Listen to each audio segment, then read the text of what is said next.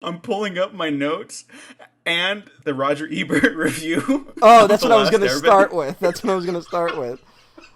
The first the first line of Roger Ebert's The Last Airbender review. Let's hope it is.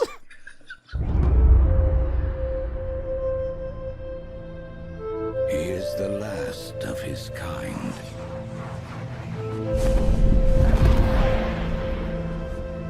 All that remains of a once powerful nation. Some think he is a myth.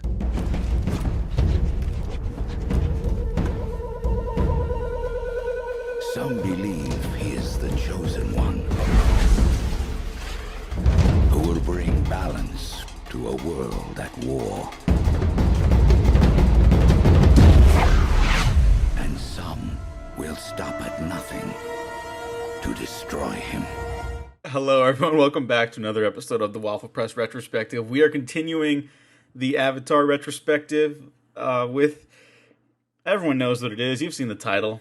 It's M. Night Shyamalan's adaptation of The Last Airbender. Wasn't that show great, my co-host Matt Garingo? Oh, it totally was. Would be really hard to fuck up. We talked about like how we were going to handle this episode before like starting to record right now, and I'm already like willing to toss it all out the window just because I went into this with an open mind. But first, why don't we talk a little bit about our history in anticipating the last Airbender film? So between 2008 to 2010, I believe it was greenlit in 2008 once the show was ended, or at least announced after the show was going to end. But Matt, what do you remember about anticipating the last Airbender adaptation? I remember it being announced, and it was, and you know what? It wasn't even that, because I think I mentioned on the last episode where we did the the final of the series that that final came out the same weekend as The Dark Knight. So I think like I kind of left at that was in my I was trying to be a cooler teenager for like a very brief period, and I realized it was not working. So I was like, I'm done with kids bullshit, man. I'm hardcore now. I like Batman. And so I did not really pay attention, but I was still a fan of M. Night Shyamalan. And he had just come off of The Happening, right? Oh yeah, released in 2008 as well. Which released in 2008, which is a trash fire of a film. And I'm one of the very few defenders of Lady in the Water. And I was kind of like, The Happening was that moment, though, where everyone was kind of like, I think we're done with this idiot. I think that was the reaction to The Happening. But I was following him being like, all right, M. Night's going to pull it out one of these days. He's in a funk, but his next movie will right the ship. And then it was like, he's going to do Avatar The Last Airbender. And I was like, probably up until release, I was like, that movie's not real. Why would anyone do that? I think that was my basic reaction at the time. Not like just that I'm like, there shouldn't be a live action adaptation of Avatar. Just that, why would M. Night do it? Like, that was the baffling thing to me. It just did not seem in his wheelhouse at all, and I was disbelieving that it was a real film. And honestly, that seems to be the critical consensus in retrospect. Yeah, I mean, for the last decade, there's kind of been the meme about like, oh no, they're like, there's no Warren Bossing say, but there is no Last Airbender in 3D film, you know? Mm-hmm. Yeah. I was looking forward to this quite a bit because I had not fallen off the Shyamalan train. This was the kind of nail in the coffin, but he just kind of went through like a reanimator situation for me, and now I love him again. But enough of that. We can kind of get into that later a little bit. There's enough to talk about this movie, we'll say for now. But I was looking forward to this a lot because the teaser trailer, I remember, really won me over. It's like Aang training in an air temple as Fire Nation soldiers are like climbing the cliffside. And I remember a lot of very positive responses to that. Is that scene in the movie? No, it is not. Yeah, I was gonna say that sounds fucking awesome. It's really it looks cool. It's a good teaser, and I think it's the same set though as the Southern Air Temple. Okay. This is like one of the great disappointments, I think, on initial watch. However, removed now over a decade as of this year from this film, I have to say, I'm sorry, it's really it's as bad as it's kind of everyone says. Dog shit. I don't want to be mean because we'll get into it, but a lot of the cast and crew response to it also is kind of just like everyone admitting that they didn't really believe in the project, including M. Night Shyamalan. They didn't believe in their capabilities of like making a movie of this scale, because it's a $150 million budget. This is like the definition of like a would-be blockbuster, but compared to something that I think we're both fans of, like Mortal Engines, like that's a good one. At least I knew what the fuck was happening in Mortal Engines. Mortal Engines is like, it's competent, and I think if you're a fan of like YA fantasy, it's one of the better ones by a lot. The frustrating thing about Mortal Engines is that it's one of those movies where it's like if you changed like 2 or 3 things, it would be like a great movie. Like there's just a couple like beats they miss, and it fucks up like the whole film, and they're like really important beats. This one's baffling because it's like every scene feels like that. Where they're just missing whatever target they set up. And it would be, which is one thing, but to know that there's also another version of this exact story out there that does it better, it's like impossible not to compare the two. Because it just makes you go like, you don't go like, all right, he changed it to fit like an original story. It's just like he's telling the same story, but he's making all these changes. And a big problem with that is because, according to M. Night Shyamalan, because most of his movies clocked in at about 90 to 100 minutes, he really wanted to like structure the film in that same vein as his other films. That's baffling. That's a baffling decision. Yeah, so there's a lot of scenes that were cut from the scripting to the shooting stage that will just never see the light of day because of all the effects work that need to go into them and all that shit, right? It's kind of like what happened with Warcraft, which I also think is a far better film, although also flawed. There's a lot of monologues in this film, obviously, like every other scene explaining what happened in between the scenes and explaining a character's state of mind. And then other times when you see those characters later, they will also reiterate that state of mind. And I'm trying really hard not to be like mean, because this movie has been shit on constantly, and I won't even say it's not deserved. It's an awful film, but I also just like I feel bad for it at this point. Yeah, I think I might have mentioned it on the show, but I had my top 10 worst films of the decade list that I made recently, just a little while back, and this movie made that list. But I said the key difference between this film and every other film on that list is that every other one feels like actively hateful and cynical. Whereas this one, you can kind of feel like it came from a good place that just like went horribly wrong somewhere. Again, not to be mean, but I think it went wrong like everywhere. Yeah, it was like day one. It like something went like it's one of those things where like the very idea of this film existing is a mistake.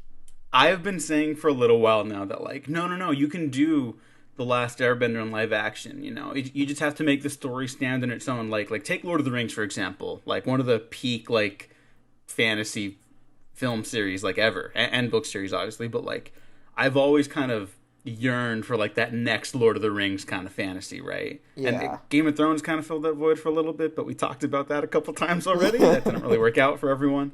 But like this film has the potential to do that, But even Lord of the Rings, as dense as it is as a film, you never really lose like emotional track or character track of like the story.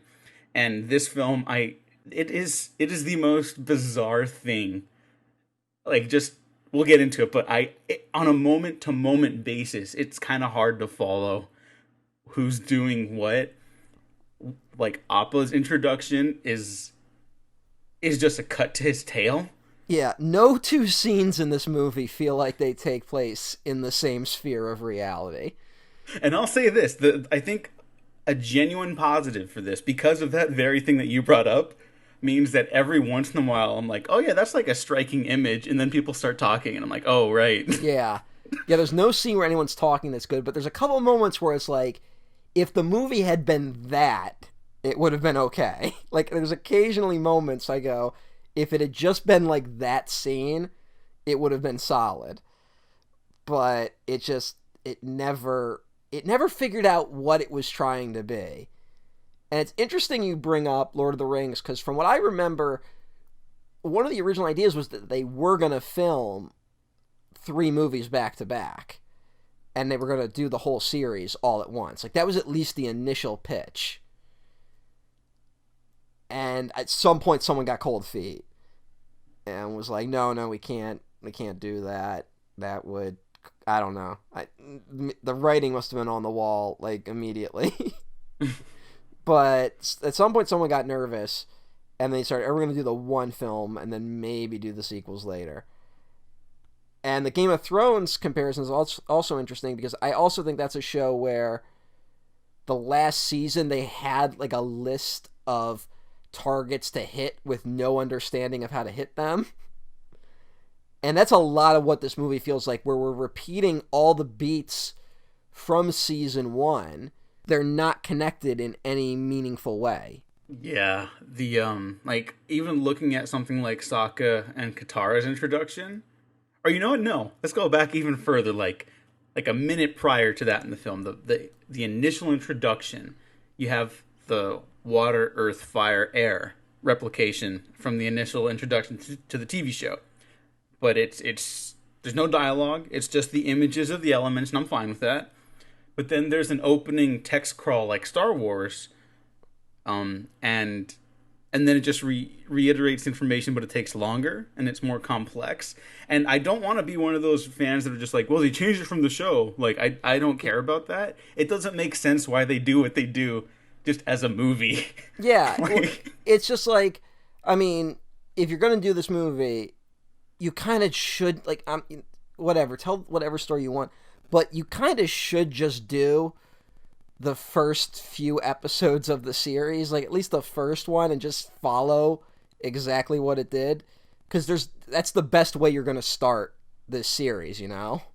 Mm-hmm. Like, it's like you have the blueprint right there, and it's so, I don't know, it was like baffling to be like, the version they wrote for their opening crawl and their opening narration made it all so needlessly complicated. Like, right off the bat, with it simultaneously explains too much and too little.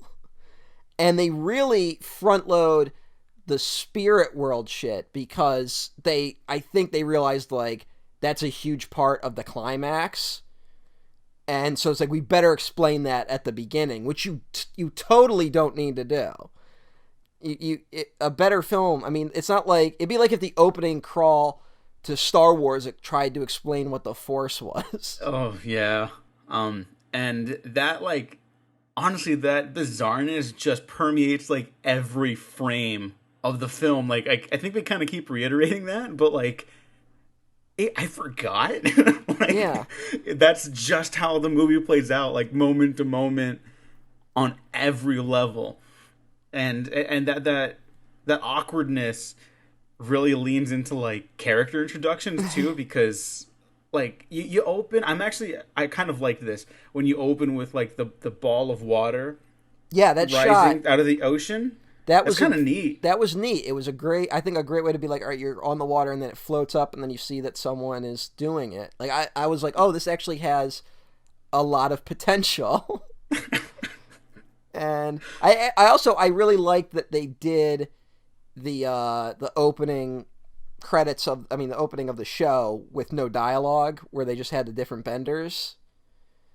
I actually really liked that shot. It looked kind of cheap, but like that kind of added a weird charm to it, in my opinion. But then you get into that crawl, and what's weird about that crawl too is that it explains that the Avatar keeps the balance of all four elements, right? Mm-hmm. But then he vanished. But then it doesn't explain the war. There's no mention of the war in the title crawl. Yep. And it's like the fucking show, it's like everything changed when the Fire Nation attacked. Like that's like the one thing everyone knows. Yeah. And it's like, I mean, wow. that itself became like a meme online, you know? Yeah. And like everyone just knows it. It's also just all you need for like the stakes of the show. Like the world was okay, and then war broke out and it changed everything. Okay, got it. Let's go. Like I said, it'd be like if we explained the Force and the Death Star in the opening crawl, but didn't explain that there was a war and there was an empire and a rebellion. Like, what the hell? Yeah. I was like caught off guard by the whole fucking thing. I put this thing on. I have not seen it because I never got to the part where I actually saw the movie. I did not see it in theaters because it just kind of like was immediately like rejected by everyone. It was just like roundly considered a failure of a film. So I didn't bother seeing it. I saw it on TV, I think, like way later. And I think I like barely paid attention. I mostly know this movie from it getting dunked on Tumblr back in the day. That's probably the best way to learn about it. Yeah, no. You know what? Maybe no, because some of those arguments are a little strawman-y. Like it's a bad movie in every sense of the word, but not just because it doesn't follow what the show did. Yeah, like it just kind of sucks. I think it's one thing where I think fans are kind of really pissed that they don't get the story right, but it's like it's not even worth having that discussion. Like, it doesn't get being a movie right. Like, it's like I was watching it for like 5 minutes and I immediately wanted to turn it off. Like my body just like rejected it. Like it was a fucking like illness or a virus trying to kill me. Like, yeah. I think I said I had the same. This will be an odd comparison because I don't believe the movie is of similar quality, but I had the same reaction to when I finally sat down to watch Batman v Superman. Like something about both these movies, like my body was just like, "Don't watch this. This is bad for you." Like get it out. Like and. Like, it, like, broke my brain a little bit. Whereas Batman v Superman, I could walk away from and being like, all right, there was chunks of it I really liked. This one there was nothing. Yeah, again, because I really wanted to come in with an open mind, very positive. The movie would not allow me to be positive, like, in a way. And again, that's not to be mean. I just mean, like, it's so cobbled together without, like, any life or artistry that... There really is just nothing here. And I think it's that whiplash that because both movies gave me like super like mental whiplash, where you're like, whoa, like, you know, where you're cutting from scene to scene, and you're like, wait, why are we here now? Oh, and you're God, constantly doing that. And BVS had a very similar thing, where it'd be like, all right, here's Batman, here's Superman, here's Lex Luthor, here's some story with Lois Lane. Also, here's a bunch of shit that's setting up movies that are never going to happen. Also, here's some other shit about politics. Also, here's something about the news. Also, Batman's back. Also, and it's like that. Like that's that movie over and over again for 3 hours. And then here, it's only 90 minutes, but it's somehow worse. I think it's worse here. And again, I say this as a BVS fan because I will completely admit to that movie being very convoluted. I think for all its flaws, BVS at least allows itself to breathe a little bit. The problem is that it is just so fucking much and so fucking long. Yeah. Here, it's so fucking much and it feels so fucking long, but it's 90 minutes. Yeah. So and I guess my God almighty. This is the part where I have to make admission. which is that I watched about 30 minutes of this movie, and I didn't stop the movie, but I muted my television and watched it with subtitles. Because I just couldn't take everything that was flying. It was, like, too much. Like, I needed to be able to just, like, keep my eyes focused on what people were saying. I don't know. It was like overloading my brain in its awfulness. And it's another weird thing where it's just like, even M. Night movies that I don't like aren't even close to this bad. I think there's only a handful of his movies that I don't like. And I don't hate this movie, but, like, I'm never going to watch it again. Like, it is an all-timer bad movie. That's... No one needs to reiterate that, but we all know. We all know what this movie is now. Yeah, it's... I can't even... It's like, I think The Village is, like, my least favorite M. Night movie. There's moments in The Village where it's like, all right, that's interesting. And you're like, all right, I kind of see what he was going for there. And here it's just like, I just don't even know, like, when he says he's a fan of the series, it's like suspect when you watch the movie. You know, and I really don't doubt him when he says that, but it's like, if you really loved it, like, why did you do this? How is Cliff Curtis the Fire Lord? Cliff Curtis is a great actor. He's a great actor. Why is he the Fire Lord? You know what? I bet he could do something. You could do something different with the Fire Lord here. But again, it's just literally, like, presented in the worst possible way. Like, there's a lot of very stark lighting in this. Mm-hmm. That, like, for every one scene, like, that we were highlighting, we're like, oh yeah, the special effects were good. Or like, oh, that's an interesting, like, way to present that visually. It immediately hits you afterwards with, like, 10 things that are significantly worse and presented in the worst possible way. And, like, you don't have to do what they did in the show with the Fire Lord, where, like, keeping him, like, hidden away. Because, like, that's not going to be fun for an actor to play, you know? Like, oh yeah, you're going to have a cameo in this one, and then a cameo in the next one, and then the third one you get the big showdown. Yeah. Like, that's I can live with that change. But his introduction is also, like, just kind of like a Stark, like, he is here now. Like, it reminds me a little bit, is it John Malkovich who played the villain in Aragon? That's exactly it. Who, like, which is a character that doesn't show up until, like, the final book, I believe. And he's just kind of sitting on a throne the whole movie, being like, oh, this Aragon, we must destroy him. Remember when Aragon was, like, a big thing? Yeah, I only read the first two, and I never checked out the rest. Am I missing out? Yeah, I read the first one, and then I saw that. I only read the first one. I'm the fucking talking dragons guy. And I just, like, I just, like, Aragon was just, like, not doing it for me. You mean Star Wars 2? Yeah, I know. It's like, you know, like, whatever. If you're gonna copy something, why not be like, all right, it's Star Wars with dragons. Fine. Yeah, I mean, hey, that's a hell of a pitch. Yeah, it's a hell of a pitch, but it's also like, you gotta dress it up a little bit more, especially if it's gonna be a movie. Made by dragons are connected to the Force. I mean, maybe magic. They're connected to magic. Yep, magic. Ooh. All right, well, let's talk a little bit about the Force and the elements in this film, because I got questions. Why? I got questions. More often than not in this, when they're talking about the elements, they're constantly explaining how, like, oh, it's an extension of yourself. But then it's also like, oh, I need these physical components to use it around me.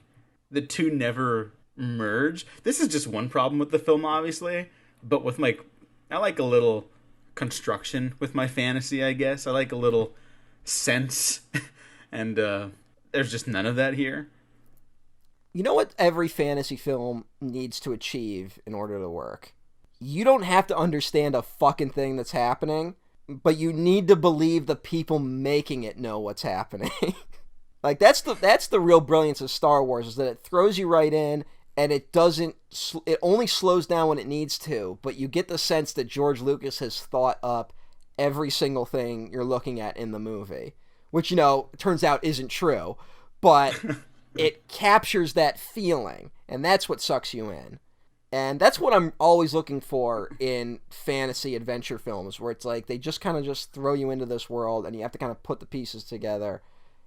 as it goes along. This movie, it feels like we're constantly stopping to try and explain what the four elements are, which shouldn't be that difficult. Yeah, we have them. Yeah. We have them in our world. Yeah, water, fire, world. earth, and air all exist. These are all it's not like the Force. And it's like, yeah. Oh, one guy can move water, one guy can move earth, one guy can move fire, one guy can move air. What's the fucking big deal? Like, oh, and the Avatar can do all of them. Yeah, there you go. That's it. That's all you need. Like, and for some reason, it's like they didn't trust it to explain itself. I'm completely baffled by it. And do you think this feels like M. Night Shyamalan has a secret double life of editing fan wikis? I don't know about that. This feels like when you read a fan wiki and it's like going into way too much detail over shit that doesn't matter. You know, it's like I mean, it's kind of like Superman, where it's like, oh, we introduced Superman, he has super strength, he can do all this shit, he can see through walls, and then like you come up with a story where it's like, all right, well, we have a story now where we need Superman not to be able to see through a wall. And they go, all right, he can't see through lead. He can see through everything except lead. And you're like, oh, okay. And it's like, oh, we need something that weakens him. And it's like, oh, there's shit called kryptonite. Kryptonite weakens him. We'll introduce that halfway through. And you're like, oh, okay, cool. But this would be like if you explained kryptonite and that he can't see through lead like in the first 10 minutes and then kept reiterating it. It's like you should be along for the ride. And it's like, we're not. No, and again, I think my favorite scene is that opening with Katara lifting up the water, because it's like, that's such a good way of just like introducing us to the weirdness of this world, and then like immediately smack dab hits you with like this awkward attempt at comedy, I think, with Jackson Rathbone as Sokka, and it's, I don't know if it's supposed to be actually funny, because every moment of comedy in this film is just like, oh yeah, they say a line, and then it's very serious, and then they give like a snide side comment about like okay, like when the firebending dude tries to arrest the earthbending kid, he's like, he was throwing rocks at us from behind a tree. It really hurt. And it's like, why did they cut it like that? Why did you use that take? Was that the only one? Yeah. Why'd you even use it? It occasionally tries to recreate the comedy of the show, but then it's also all right, but this is a hard and gritty adaptation. And so this might be the moment I get canceled. I think the best actor in this movie, or the person who gives the best performance in this movie, is Nikola Peltz as Katara. And we can get into the casting in a bit, because everyone also knows like what a disaster this was. But she almost willingly or knowingly or otherwise captures the kind of awkward teenageness of the characters in the series. Like, it feels more genuine versus Jackson Rathbone being like an idiot. Like, he's not a fun idiot, he's just like an asshole. Yeah, Jackson Rathbone comes across like he doesn't want to be embarrassed, which is like Sokka's entire thing. I know. Wow. I can't, I really don't even know. I probably don't agree with you on the Katara thing. But I'm not gonna fight for it. I just think like rewatching, especially since I really enjoyed Asif Manvi, the Daily Show guy, as Admiral Zhao. Sure. He gave it like this weird, like he put like a weird touch on everything. I was like, you could tell he really enjoyed playing a villain. Yeah, I guess. Whereas everyone else in this feels like they're gonna kill themselves the moment the camera stops rolling. Oh, okay. You know what? Everyone's performance is misguided, and if you want to understand why editing is part of like making a performance good, just watch this movie, and I think you'll learn a lot from it. Yeah. But Sean Tobe as General Eero in this, but I actually like him in this. Yeah, he was solid. They give him fucking nothing. I know. Like, again, to compare to the show, like where Iroh is just like every moment with Zuko is just like the most heartwarming or like heart-wrenching shit. Here it's just like Nothing. There's nothing there. I have a theory, which is that from what I've read, people auditioned for this movie, and the scripts they used when they were auditioning played up the comedy a lot more, and I guess captured the comedy from the series a lot better. And at some point, someone came in and said, we can't have that in this movie.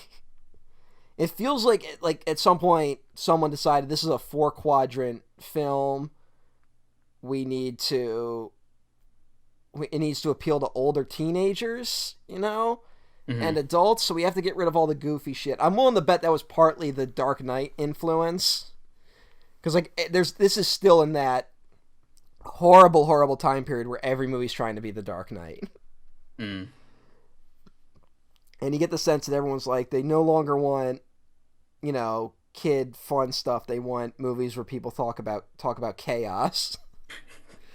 And that people can feel like a big boy for dressing up like the Joker. And thankfully that went away. Okay, if this got a sequel, though, Azula would have had a monologue about, like, chaos or some shit. Oh, absolutely. I'm surprised they didn't find a way to work it into this film. But, yeah, it's just, I feel like someone came in and was like, all right, we got to take out all the levity. But so much of what defines these characters is built into their comedy.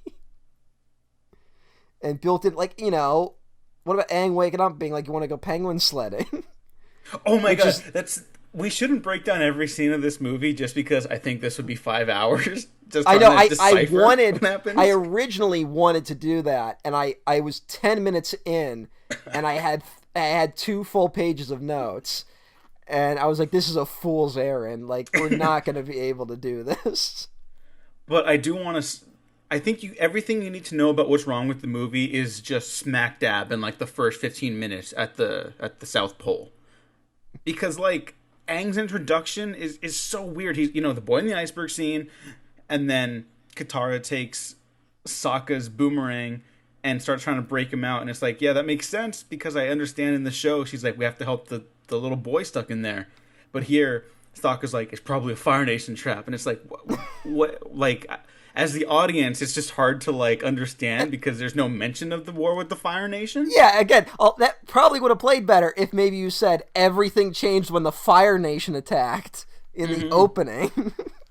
And then, because this is where my notes are predominantly focused on this scene, because from here on out, I was like, yeah, no, this is not worth being optimistic for again. So Katara's starting to hit the iceberg. The iceberg breaks and, like, shoots up that light into the sky, and then we cut to that Fire Nation ship that Zuko's on, that fans know, and so the camera's pulling back. We see the back of Zuko's head and a line that's clearly ADR'd with him saying, "Yeah, Uncle, look," and then we cut back to Aang, Sokka, and Katara, and Aang is just chilling.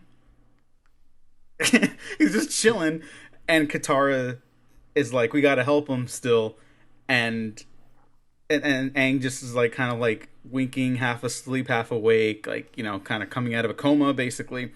And then Sokka's like, what's this? And it's just like Appa's tail. There's no, like, full shot of Appa here, so it's like, I don't know what this is.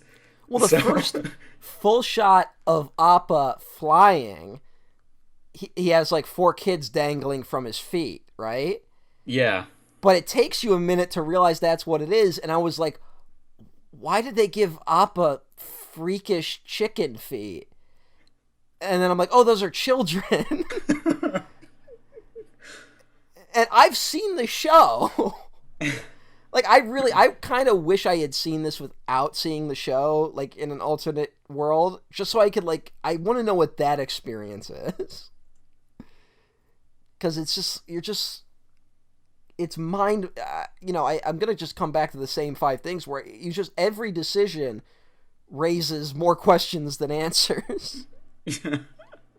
Like, you never got a sense of what anyone intended this to be.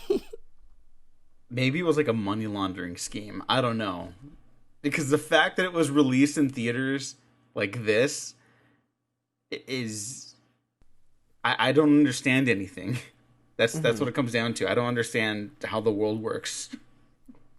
I don't understand how anything works anymore. Like, part of me, not to get too cynical, part of me thinks that M. Night, after, The Village, Lady in the Water, and The Happening all kind of like, they scar him forever, really, much like Zuko. And whatever you think of those individual movies, that's kind of the moment where the public, he went from being the next Spielberg to now everyone's like, oh, he's a one-trick pony, he's a hack, no one cares about him anymore. And I bet you he was thinking, I desperately need a hit if I want to keep making the type of movies I want to make.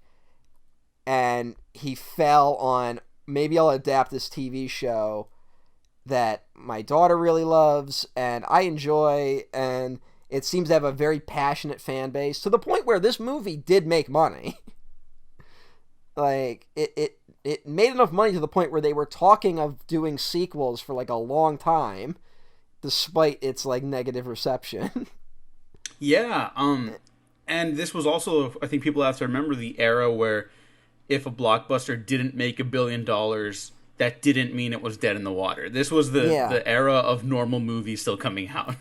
Yeah, it wasn't like you had to hit that $500 million mark, which seemed to be every movie, except for BVS, which for some reason had to hit $1.5 billion, or whatever the fuck they were wanting. And then I just think maybe he was like, all right, I'll do this. This is a slam dunk. It'll make money. It's a kid's movie. It's something I haven't done before. And maybe just the scale of the production overwhelmed him. And then you feel like it fell into the hands of producers who maybe didn't understand the material, which, from what I've read, there was a post that went around a few years ago from an Avatar wiki or a forum or something that was allegedly from a crew member, and he suggested that the only person who actually knew the series was M. Night, and that he was constantly clashing with the producers over the material. And so a lot of the weird decisions were made to cater to producers who don't have a grasp on the series at all. And I guess there was a big problem with M. Night's poor grasp of special effects. Which is kind of shocking, because I think the special effects, again, are still the best part of the movie. Not across the board. There are moments where it's just oh wow, that looks bad. A lot of the green screen doesn't look great. But all the bending element stuff, I actually think, again, for the most part, looks pretty good, even today. I'm probably going to pronounce this wrong, so correct me if I pronounce it right, incorrectly. There's moments where this kind of evokes a wuxia film. You know what I'm talking about? Yeah. I really felt that the one moment where I'm like, oh, this action scene kind of works, is when he was escaping from the Fire Nation ship, where he's jumping up the walls and shit and dodging soldiers, and I'm like, that's a moment where it feels like maybe that's what M. Night wanted this to be. I'm glad you said that, because I actually agree. Yeah, it's those moments are few and far between. No, totally. And there are moments. There's one where they tried to do a one-take action scene when they're in an Earth Nation village, which is so awkward and clunky. I didn't even realize it was a one-take action thing until it was over. And I was like, oh, I guess that was one take. I don't really know what was happening. I mean, that's the one with the scene where it's notorious for showing 6 Earthbenders in unison trying to do some badass shit, and they move one rock, which is so weird. Because it's whatever, if that was the rules of this version of the universe, I can roll with it. But we just saw them lifting up walls quickly, tossing rocks fast and shit like that. Yeah. And then just cut to pan over to that. It's whoa, it's jarring, because it's in conflict what we just saw in the same take 5 seconds before. Well, one thing, when you watch what shots are in this movie, it feels like M. Night wanted to put a big emphasis on the exact type of hand movements that would create certain types of bending. You know? Mm-hmm. There's an overwhelming amount of detail given to, all right, if you bend your hand this way, it will bend the water in this specific way. Like, which I from what I understand, the show had worked a lot of that out. Like, if you really pay attention to the show, there's like a real consistency with how the different benders move. But in animation, you can make that as fast as you want. Whereas here, there's kind of like a playful dance element to it that doesn't match the speed of the story it's trying to tell. And doesn't match the tone of like a harsh, gritty story. Like, I think if it had been closer to something like House of Flying Daggers, I think that's kind of the vibe you want to go for with a story like this. Whereas here, it's this weird, like I don't even know. It's like trying to be like Gladiator or something. Like, it's like a costume drama, but like with goofy fantasy elements. Yeah, I don't know. And you know what? Sometimes the costumes look really good, and other times, again, in that really stark daylight that's in most of this film, they look unfortunately kind of cheap. For the House of Flying Daggers reference, Zhang Yimou would have made an incredible Avatar movie. I actually really believe that. Yeah, maybe, yeah. If he has any interest in the franchise whatsoever, I don't fucking know. But that's like a tone, like that movie has a tone that you just couldn't do in a mainstream movie. At least like in America.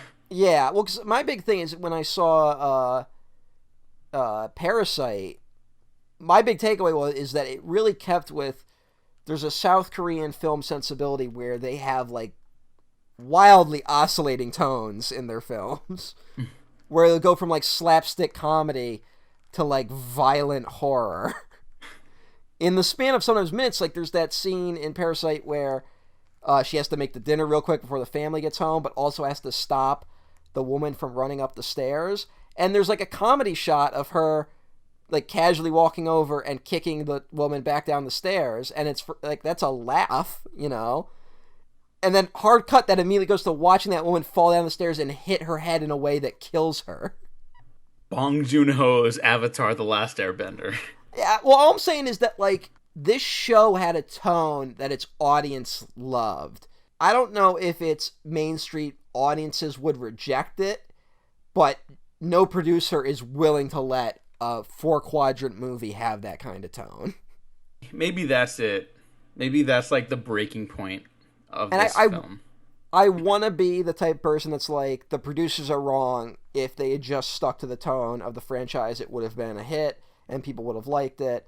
But like, remembering how many people walked out of Last Jedi complaining about the jokes gave me a different feeling.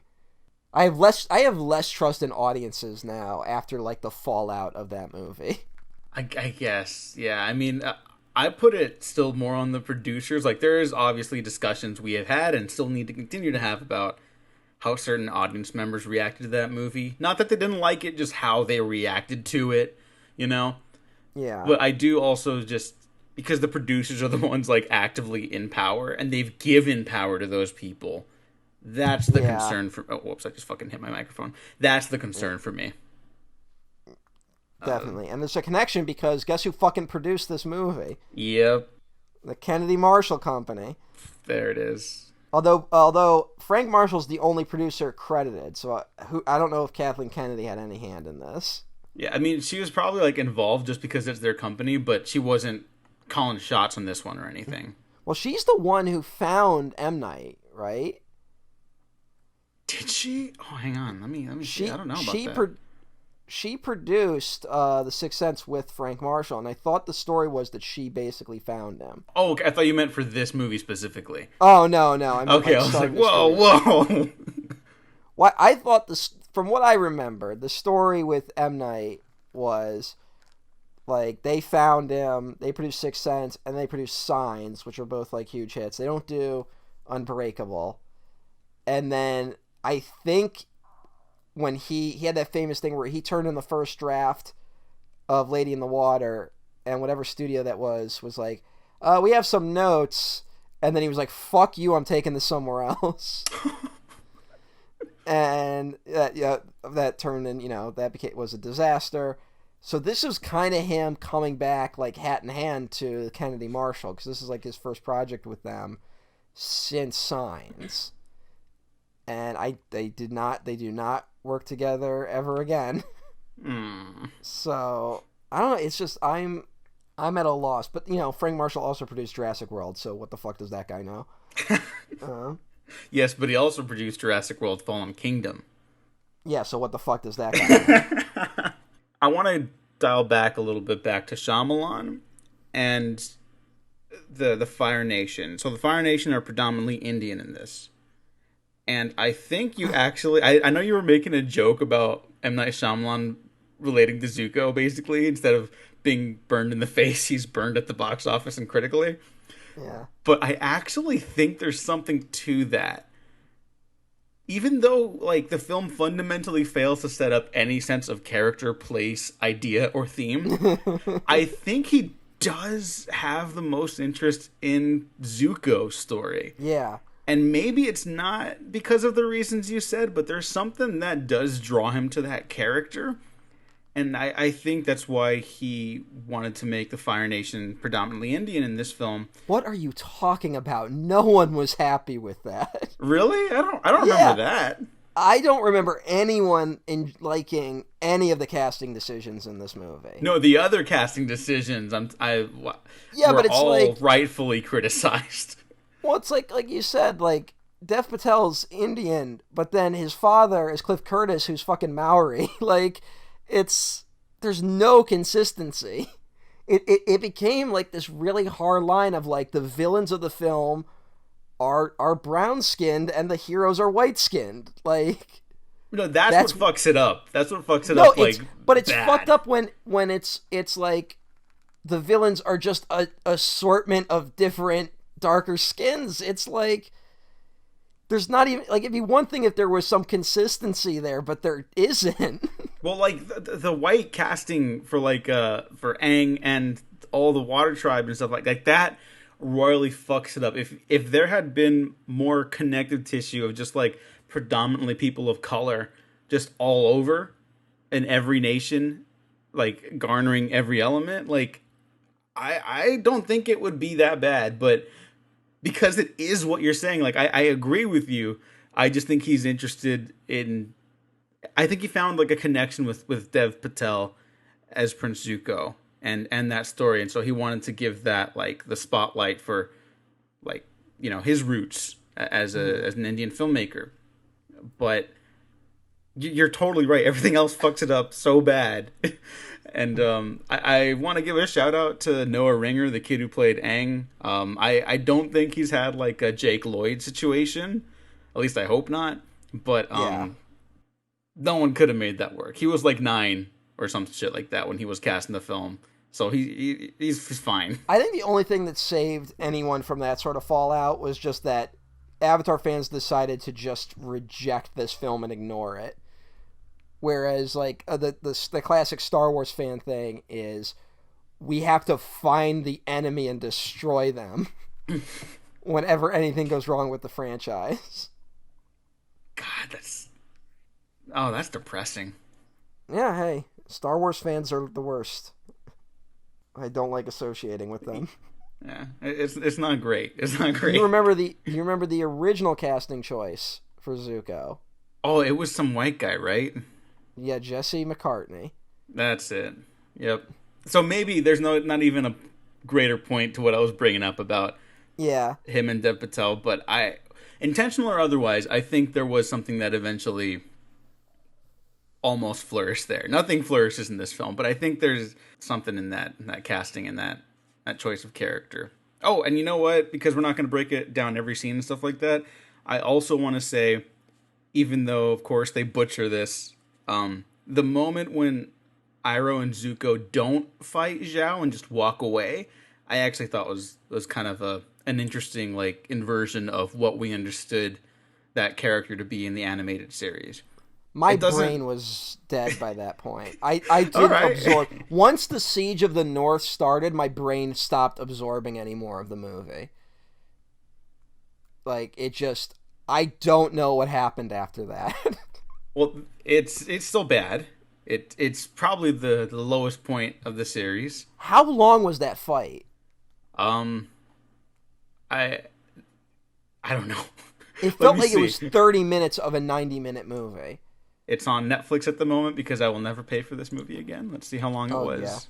Yeah, like 30 minutes. The last like 30-minute chunk of that film. Okay. Well, there's 10 minutes of credits. So the last 20 minutes of the movie is just the battle. I mean, I guess that's a little more understanding if this movie wasn't paced like a brick. Yeah. Oh, you know what? Correction. The movie is 103 minutes, so it still is the last half hour. Okay. And then there's like 13 minutes of credits. Or 10 minutes or there's- whatever the fuck. But Yeah, that's 10 minutes. what an odd way to pace the film. Yeah.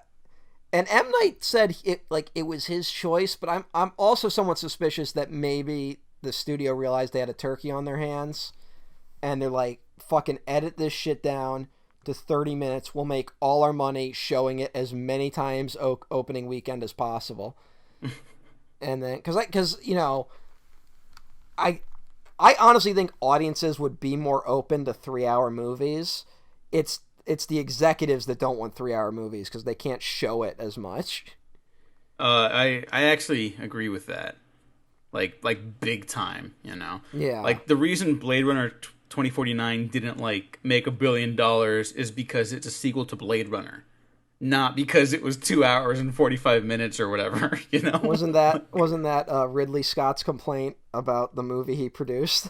Yeah, but he's Ridley Scott. Yeah, like I said, yeah, he's Ridley fucking Scott. Guy, like, makes one good movie out of every 5. Yeah, but that one good one's so good. I'm a Ridley Scott truther. I don't believe Ridley Scott makes the movies he makes. I think Ridley Scott is a made-up person that the studio just goes like, it's a Ridley Scott film, and then they just underpay some fucking executive to make the movie. And so there's out there right now, there are like 5 very talented executives that made like Alien and... Well, no, there's only one talented executive. The other 5 are just the guns for hire. Yeah, whatever. Fuck everything. This movie was just like a nightmare to watch. I couldn't... Nothing stuck with me. I'm glad it didn't stick with me because it'll be gone by the end of the week. I have surgery in 5 days. There's a you know, a very slim but entirely plausible chance that the fucking doctor could slip and like cut my artery or something and I die on the table. And I had to watch this fucking movie in my last week of existence. And that's just a fucking nightmare thought. There's no reason to watch this ever. I agree. I try not to be that person, but there's nothing here. Just listen to this episode again if you're curious. Yeah, it's just like I'm at a loss for what even to discuss. Yeah, I mean, everyone knows the whitewashing bad. You hit an angle on the Fire Nation stuff that I guess I hadn't really thought of, so that's on me. But like, it's all bad. Let me see. Who else is in this movie that we like? John Noble is the voice of the Dragon Spirit, which is like an amalgamation of 10 characters. Yeah, which what are you gonna do? Cash those no, checks. Here's the thing. Yeah, John Noble, good actor. I'm a fan. He's also in an episode of Legends of Tomorrow that's called Guest Starring John Noble. That's great. Yeah, and he plays John Noble on the set of Lord of the Rings. I really should watch Legends of Tomorrow because it just sounds ridiculous. Yeah, no, the first season's a little rough. It's finding its footing. Season 2 is like, here's the Justice Society of America, and also the Reverse Flash is going through time to like steal an Indiana Jones MacGuffin. My younger brother was really into those shows, so here's something I guess that we could talk about. More John Noble movies. No, who voiced the princess? Well, played the princess. Who played the princess? Yeah, Seychelles Gabriel as Princess Yue. And then who did she voice? She's not great in this movie, but she voices Asami Sato in The Legend of Korra. How the fuck does that happen? I think the showrunners, when they saw the show, they were like, okay, Let's ignore this for the rest of our lives. But I think that actress has potential. Yeah, I'm just trying to imagine them sitting in theaters being like, "Oh Jesus," but then like seeing that and they'll be like, "Oh, all right." Like, Well, like, because I think she's actually a pretty good actress, and not, again, she just has nothing to work with here, so you can't even kind of gauge anything from her, but I guess clearly they saw something in her to hire her, either in this or something else, but she also kind of hasn't had a big career, so I don't know. she should stick to voice acting because she's really good. Yeah, no, Yeah. she's really good. I guess spoilers for Legend of Korra.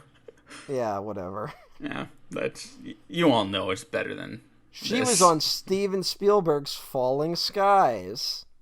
Oh, that was the Walking Dead but Aliens show, right? Oh God, that. You're right. That's what it was trying to be. Yeah, of course. I never put that connection together. Like I never like I wasn't like, oh, they're trying to capture that audience, but with aliens. Yeah, no, I never even saw the show. I just know that. Here's a question. Has Steven Spielberg ever produced a good TV show?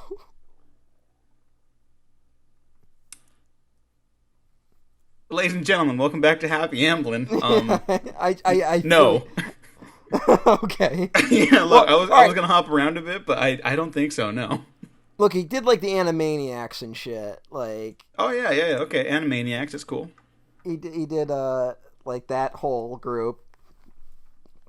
He did Sequest. Remember Sequest? No. No one remembers Sequest. He did Band of Brothers, but that's more like a mini-series. He produced Lock and Key? What the fuck? He produced Under the Dome?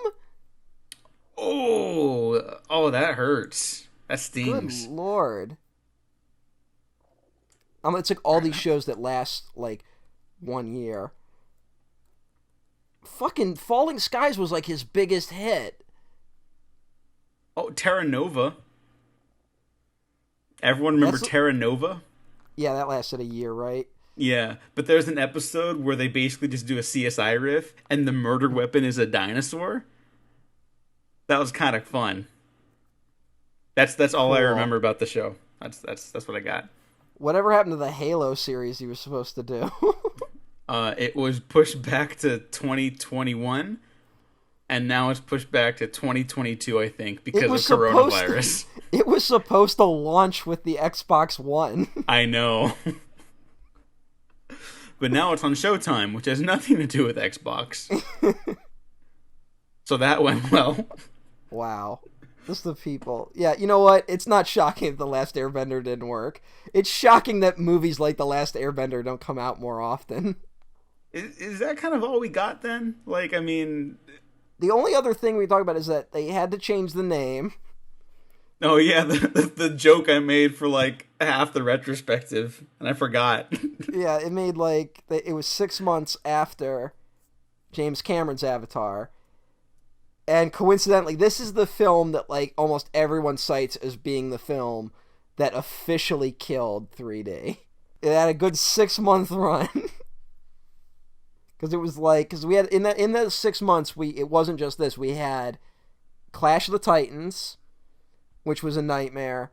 We had the Tim Burton Alice in Wonderland movie, which is somehow worse than this movie.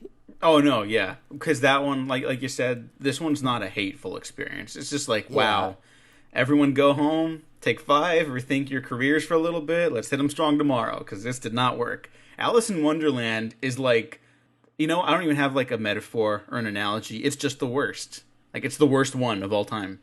Everyone involved in Alice in Wonderland should be in prison. No, not Mia Wasikowska.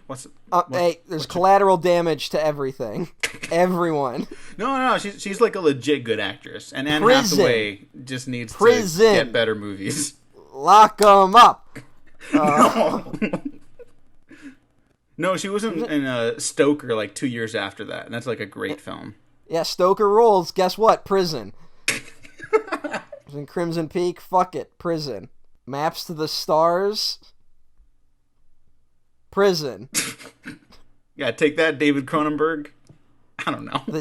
The Devil All the Time? Oh, is she in that? I guess. That's the movie everyone's been dunking on lately, right? Yeah, well, it's one of those film Twitter ones where like half people are like, oh, this is just torture porn. The other half are like, this is some brilliant masterpiece. So it'll probably be fine. It'll just be like dead in the middle.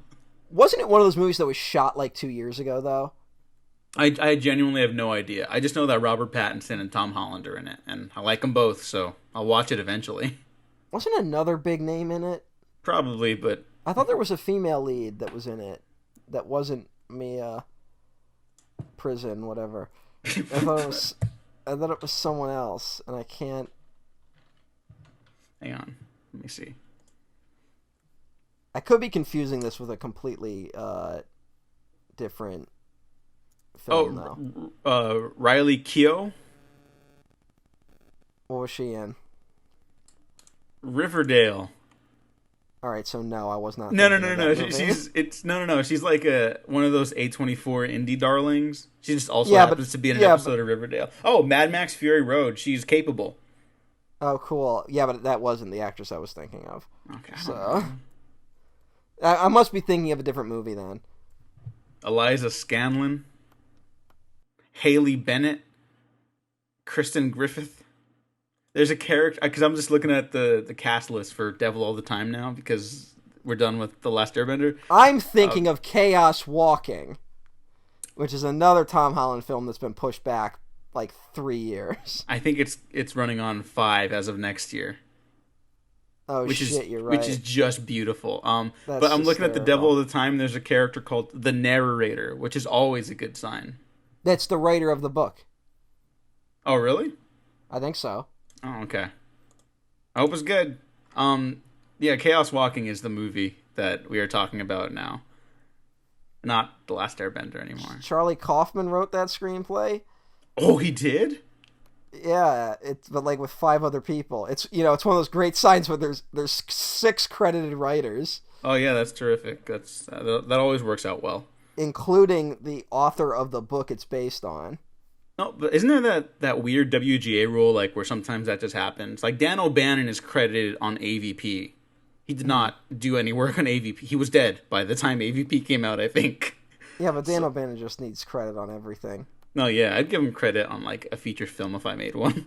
Just because. Because he ruled. He's like America's grumpy grandpa. It's based on the book The Knife of Never Letting Go. All right, so we clearly have nothing anymore. How do you get Chaos Walking out of that? I don't know. What's happening in America? We never left the 80s. That's a very loaded question. Yeah. Last Airbender movie, pretty terrible. Roger Ebert gave it half a star. It's on one of his most hated lists. It's one of those movies where, like, yeah, I want to be kinder to it, but everyone who hates it is absolutely right. Yeah.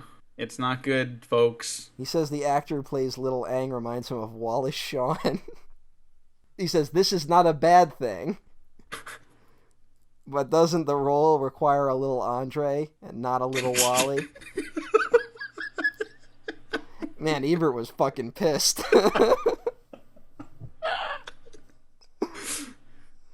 Oh, man. I like how he even found time to complain about the casting, which I really appreciate. Yeah, Ebert wasn't perfect, but he went to bat for people of color more often than not, I think. Like, there's that great time at Sundance where some fucking white dude was talking to or had a statement for Justin Lin, and he was like, how could you, like, show your people like this? Don't you want your people to be shown as, like, respectful and stuff? And Roger Ebert was like, he should be able to do whatever the fuck he wants because he's Asian and you're not. Like, he's going to determine how people are represented, not you. The best part of that clip is you can hear that other guy yelling in the background. Yeah, and it doesn't matter because Roger Ebert's shutting him the fuck down. So that's pretty great. This whole episode is just about reminding everyone that Roger Ebert was a good egg and that this Roger movie Ebert is a bad egg. Was a solid critic, and I'm very glad he's no longer around, considering the state of the world, because his ass would be way out. Like, I just know Roger Ebert. He would have said some fucking dumbass liberal shit. On that note, at least we'll always have. Fuck. There's so many to dunk on. At least we'll always have Ava DuVernay. No! Another disappointment for another time, I guess. Matt, where can the people find you? I got nothing else to close this out on. Fuck, I don't even know these days. Keep watching the skies. And keep watching the Avatar, The Last Airbender, Legend of Korra retrospective, Legend of the Last retrospective. They don't watch a retrospective; they listen to it. Listen. This is an audio medium. The listens are up on Spotify more than YouTube. Nobody watches us on YouTube for this. And on that note, you can find me at The Waffle Press on Twitter, YouTube, SoundCloud, Spotify, iTunes, and Patreon. And check out The Waffle Press on... Good Lord, this is a short episode. No, Good it's like an hour and 12 minutes. Yeah, but you're going to edit it. And yeah. We really couldn't find anything to talk about this fucking goddamn movie. Well, because once you break down why one scene is wrong, it's just like, now apply that to literally every other scene. I guess it really just is that. Yeah, like, again, not to be aggressively mean towards it. That's just kind of what happened with this. Yeah. Like, I don't know if we're ever going to get, like, a tell-all book about, like, about the bad decisions that led to everything. But, like, I think for now we just kind of don't need it. Like, it's all just out in the open. I just don't think anyone... on the camera. Yeah, I just don't think anyone cares enough. Yeah. Oh, you know what? Here's the message I want to leave people with. Watch a movie like this and understand what a genuinely misguided bad film is. Now go back and watch something like the Star Wars prequels. You could there are like flaws in them. They might just not be for you, but I think more than not those movies do come together with like an artistic intention. And I won't even say this one didn't have artistic intention behind it, but nothing comes together here. Just nothing. This makes Attack of the Clones look like fucking Godfather Part 2. Like, it kind of does, yeah. It's just like, Jesus, like, it's such a gap. Like, yeah, you will have a newfound appreciation for some bad movies after seeing this. Yeah. It's just, I didn't know we could get this low as a species. Which is a thing I've been saying a lot lately. On that note, thank you for listening. Thanks for watching. We have been professionally unprofessional.